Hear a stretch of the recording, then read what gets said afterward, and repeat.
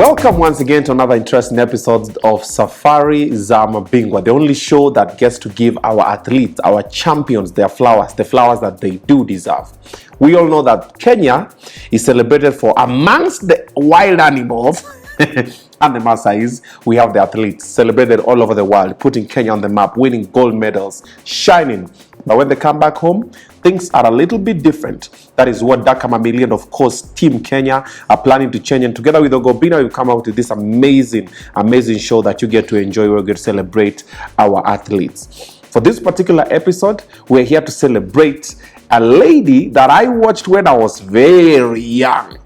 And somehow, wanasema mambo ya Mungu ni mengi, God had a way of bringing her to me and to sit down with the one and only, the champion, Catherine Ndereba.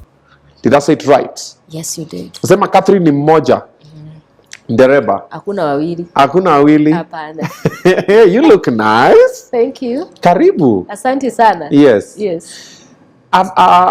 Just like I said, I used to watch you when I was very young on KBC. That make me feel very old.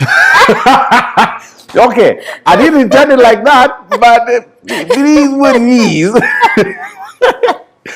Championship ya kwanza yenye uliwin ilikuwa which year? 2003. Si unaona? Mimi nilikuwa nanyonya. Unajua mimi ni Gen Z. Oh my God. Ulikuwa unanyonya? Nilikuwa nanyonya. It's okay. Nilikuwa huyo ni nani? Yeah. Okay, I'm just messing. But I saw, and that was the time when the name Catherine Ndereba has always just been, anytime Catherine, I know is a world champion, she's won a couple of championships, na tunawachia hapo. Yes. And then something happened, and personally, I've never seen you more as in the public space, because most athletes are very reserved. Wakongong, Paris, Ngong, Tokyo, Ngong, wakitokelezea hivi ni medal, wanarudi. So what have you been doing apart from the running? Since all Throughout. Apart from running. We're going to talk about the running and everything, but now I want to know the person behind. All right. Yes. Okay. Since I started running, yes. Even before I started running, I had already joined Kenya prisons as a prison officer. Uko Kenya prisons? Yes. Wale watu wamevaa mazebra hivi? Of course, yes. Si wanasumbuana sana? Sisi hatusubui. Hapana. No, nasema yani the wafungwa. The inmates. Hawasubui. Hawasubui. It's just a matter of getting to know them, understand where they are coming from. Okay. Yes. All right. And with that, we just gel very well. Okay. And that's what you love doing, that's what you've been doing since? Yes. I believe that's my calling, and interacting with these people. They are our brothers, they are our sisters, they are our children, they are our mothers and our fathers. Okay. Yes. And by the fact that someone has committed a crime, it doesn't mean that they exist. They ceased to be human beings. Okay. Yes. Okay. So, you've been a prison warden. Can I call it like that? Wardress. Oh, what? Oh, okay. Prison wardress. There is a prison warder and a wardress. When you're a woman, you're wardress, and a man is a warder. Okay. Yes. For how many years now? 10, 15? Oh my God. I think I'm heading to 30. 30 years? Yes. Oh, wow. And an athlete, you've been an athlete for how long? Okay, I was a professional athlete for 20 good years. Wewe? Yes. Umekafunga. Uko na namba yangu. Unitumie kamili. Do you know, if I was a prison wardress and I got those gold medals that you got under your belts, I ain't going back to no prison. Mimi. Why? Na mwaka sibi nambia tu, wewe, cell number 17. Mimi, nijikute, Dubai, Burj Khalifa, Habibi.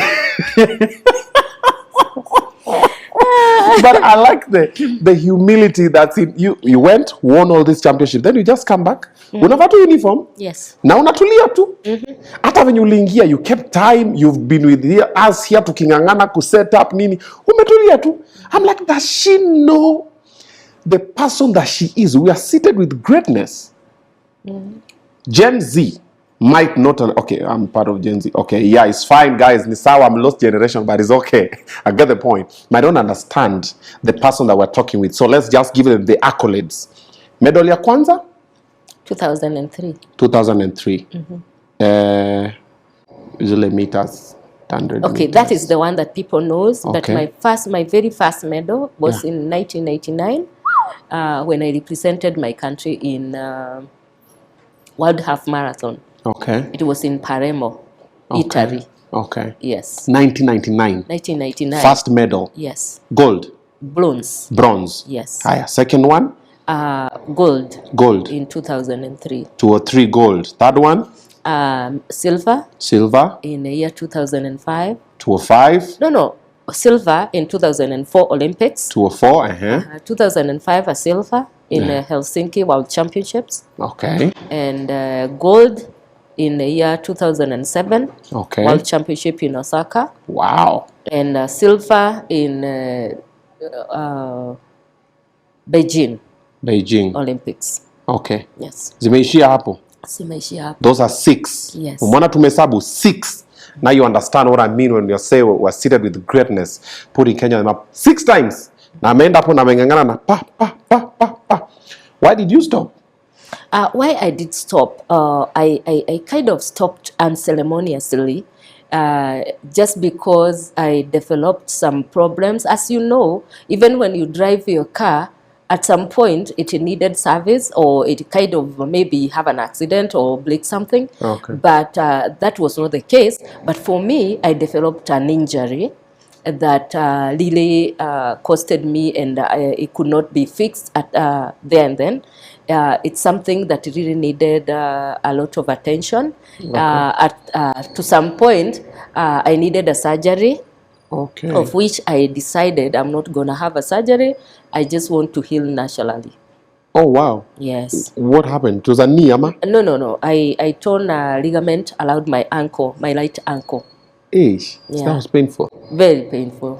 Ulikuwa ukikimbia ama ilikuwa kwa championship? Not during the championship. I was just training. But this is not something that happened within a day. It's something that it's like because of what we call wear and tear. Okay. So this is something that has been, happening gradually, until that point now.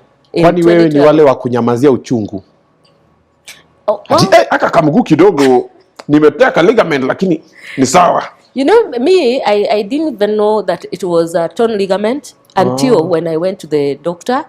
And he had to assess and do all the images, including the MRI. The MRI is the one that shown like exactly what has happened. Okay. What's wrong?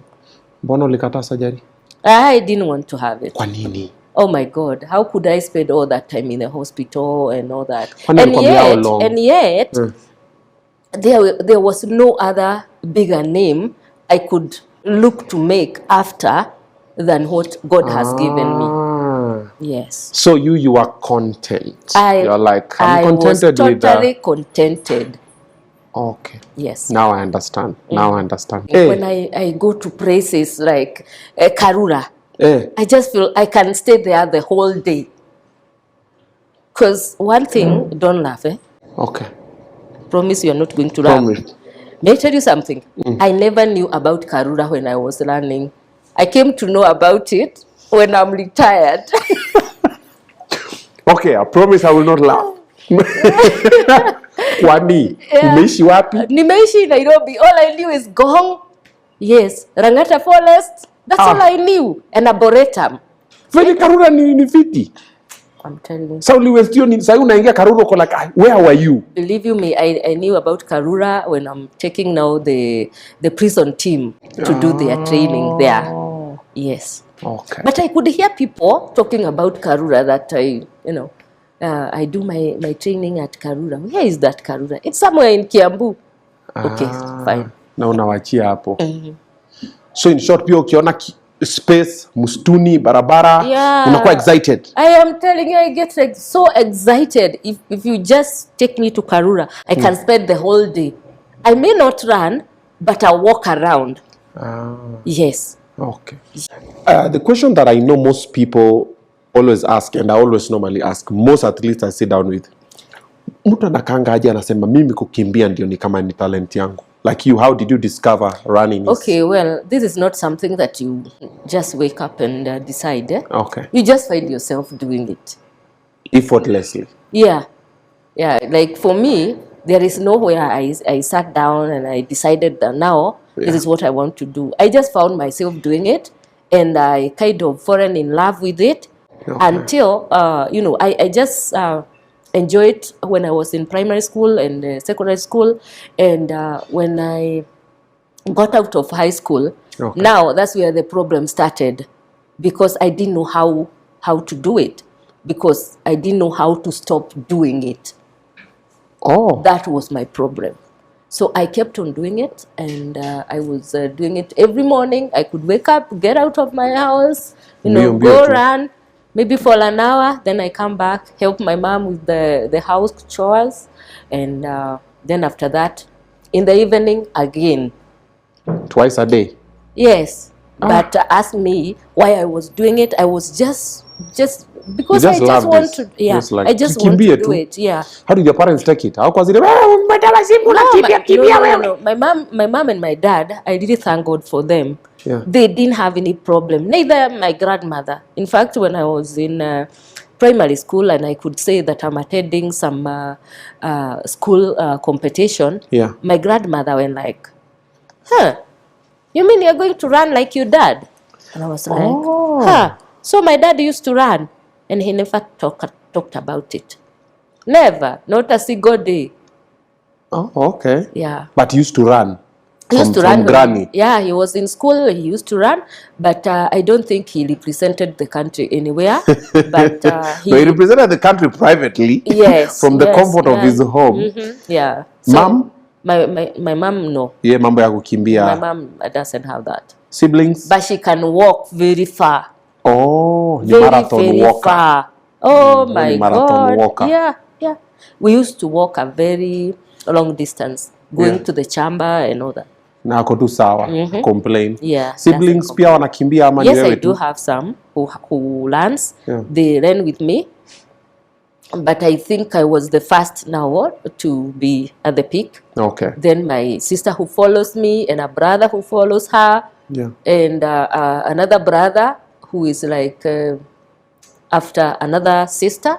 Okay. Yeah. Okay. What would you say was your big break? Ile time ulikimbia hivyo ukasema ngoja kidogo. Kwani kitu nakuanga na pesa? Okay, well, I just traveled to US my first time in 1995. It was just right after graduating from college, Prison College. Okay. And when I went there, I had already been invited by my manager to do 3 races. A 10-kilometer race, no, a 5-kilometer race, a 4-mile, and 10-kilometer race. Okay. The first one, I won. And the 4-mile? Yes. No, the 5 so you won the 5K? Yes. Now you're going to the 4-mile. And I was given $3,000. That was the price. In 1995, that's a lot of money. Yeah, it was a lot of money, but $1 was not that much. Oh, yeah. Yeah. Okay. But let me tell you, it meant a lot to me. Yeah. Because it was worth like, I don't know how many months' salary. So it meant a lot. And I can tell you, I was happy. And I felt like, first of all, I didn't expect to get such kind of money. True.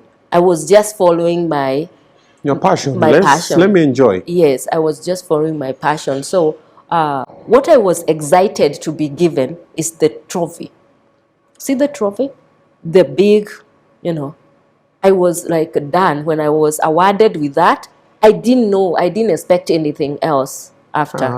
But later, they called me and I was handed a check of $3,000. And I was like, wow, so this is too much for me. Yeah. There's something here. You've been running you ran for 20 years. So 20 years. Yes. What is the greatest thing you feel like Kenya ever did for you for putting Kenya on the map?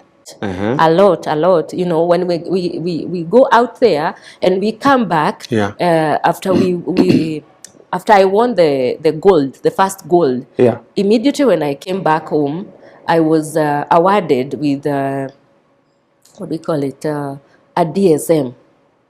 I was awarded with a Distinguished Service Medal. Okay. That was in the year 2002. Okay. Yes. Just a medal? Not year 2002, wait. It was year 2000. 2000? Yes. Just a medal? In fact, I had won Boston Marathon. Okay. Yeah, for my first time. Besides the DSM? That I was given, I was honored. I was invited to State House, and the medal was presented to me by His Excellency, the former President Moi, Daniel Arap Moi, and at my office, or where I work, I got a promotion. All this is all about the government. Okay. Yes, I can say, you know, very strongly that I have been well celebrated. Okay. Yes. Why do we always see most athletes, like when they go, they lead the pack, they shine, and then when I come, when later we look them, most of our athletes live in abject poverty.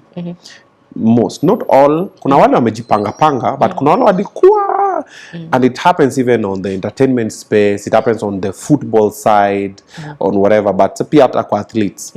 What do you think is that thing that probably as a country or as a people we are not doing right, that tukiadjust kidogo at least inaweza tusaidia sana? One, same way we celebrate our heroes when they win. Same way we should, you know, keep contact with them, because it is one thing to win, and it is another thing to maintain that kind of life. Sometimes when I just disappear, like in the world of, you know, shining and all that, and nobody cares. Like nowadays, where is Catherine? You know. True.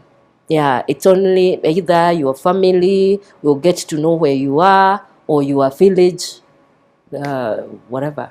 True. Your fellow villagers. Okay. Yeah. So that is one thing I would say. Do athletes have financial literacy training? Not really. I can say not really. Okay. But at you know, currently it is happening, because when you have these sponsors who are now coming through for the athletes, at least they have done something, because I have seen it happen nowadays. So watu sasa wanafundishwa ku spend pesa zao. During my time and the time of Kina Paul Telgat and the rest, unless it is your personal effort, hakuna. I don't think it was there. Jipange. Because unashinda hata 5 million unarudishwa. Na usipojipanga unapangwa. By the way, it happens. When I say unapangwa, you know, many are the people out there who would take advantage of your naivety. Of course. Yes. Of course. And that is the biggest trap that majority of our sportsmen and women normally go through. Mashida ni mingi. Yes. Saidia ni mingi. Saidia ni mingi. And you forget, like, you can't help everyone. That's true.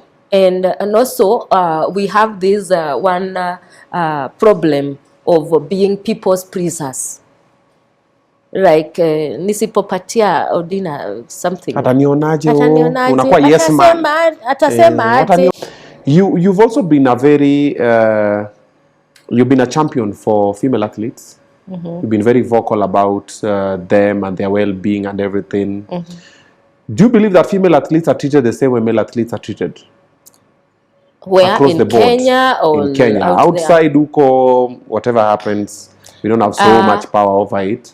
But hapa kwa federation zetu za hapa, the bodies taking care of us, even compensation wise. In Kenya, I would say for sportsmen and women, I haven't seen anybody who is being rewarded differently. Okay. Yeah, if let's say if number one is getting 1 million or 500,000, of which we are getting. Okay. During my time, it was the same. Yeah. Yeah. During Agnes Tirop conference, you really spoke about the things to do with protecting the female athletes. Sure. What do you believe can be done differently?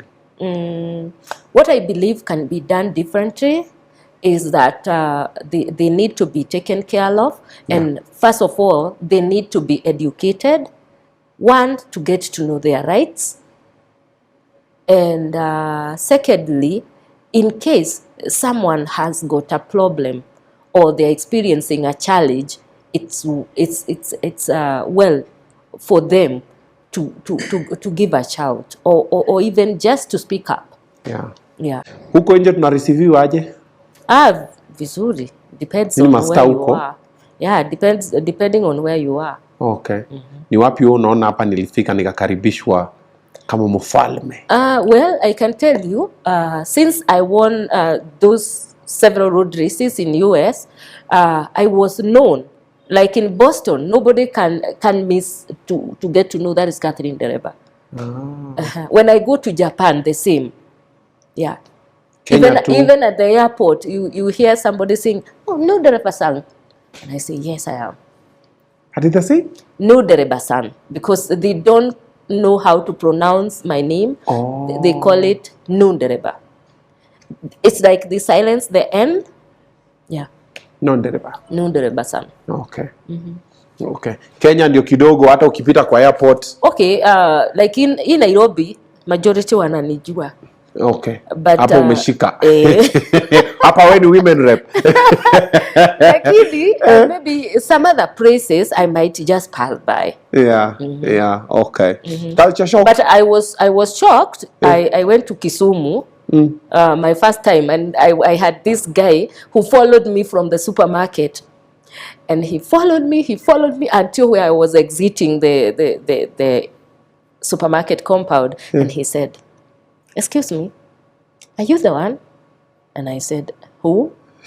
Are you Catherine Ndereba?" And I say, "Yes, I am." So I tell you, there are people who notices us. Because I didn't expect someone from Kisumu get to know me, you know. If it is Nyeri, okay. Uko ni home. Yeah, uko ni home. Yes. Oh wow. Alikufuata kwa mall yote? Yes. Alinifuata mpaka nikatoka kwa mall. Yes. And he asked me, the craziest fan you've ever met? The craziest fan? Yeah. I don't want to call it craziest, but I find it very weird. Okay. Yes, I met with this one lady in town. Can't remember the year. And she was like, Catherine Ndereba, you mean you normally walk? I was like, my goodness. I was so... Oh my goodness. I was just heading to a certain shop in town. And I was so shocked. Because even if you have a car, you can't enter a shop with your own car. You can't. At some point, you have to alight and you have to walk. Yeah. The biggest culture shock you got, because you know you've traveled to a lot of countries. Yes. And coming from, you grew up in Nyeri, right? So coming from Nyeri, the world of Njahe, I had to throw that in there. Definitely. Njahe hata ukikaranga na nini bado ni Njahe tu. Ni kama ukiweka omena hata kwa keki. Omena ni omena tu. Omena ni omena tu. Yes. So, what was the greatest culture shock ulifika ukapata ukasema na hii munakula hii ama munafanya hivi when the first times you're traveling out of the country? Okay, the greatest culture shock is about dressing. Yes, when I got to US, I think it was during the summer season. And I wasn't used to see people's nude. You are not ready? No. So it was very hard for me. Mazoea mboshori. You know, especially when you go do a race along the beach, man. No. Watu wako tu huko. Yes, wako tu, yeah. Ukosile gai. Ukaacha hata kukimbia. Mpaka nikawasha you know, you was feeling like I don't want to see them, you know, and I asked myself, for how long? So I have to look at them. Sasa hiyo umezoea. Yeah, nishazoea. Sasa pia ukifika huko sasa everybody. And also, another thing is now to convince me to run in my SIGNET or with my airborne without the SIGNET, because sometimes it gets too hot. Oh. And if you get to see my learning videos, you'll never see me learning with that small bikini kind of uniform. Short, I could not get to use that. I never get used to that. Why? Not feel? No. I wasn't comfortable with it. Okay. I could wear it during my training, but not anywhere out there. I could wear it underneath my tights and my everything else, but not when I'm racing. I don't mean that it's bad to wear it, but if someone is comfortable, me, I wasn't comfortable with it. Okay. Yeah. Let's give them a few wise words. They will watch this, they're looking up to you.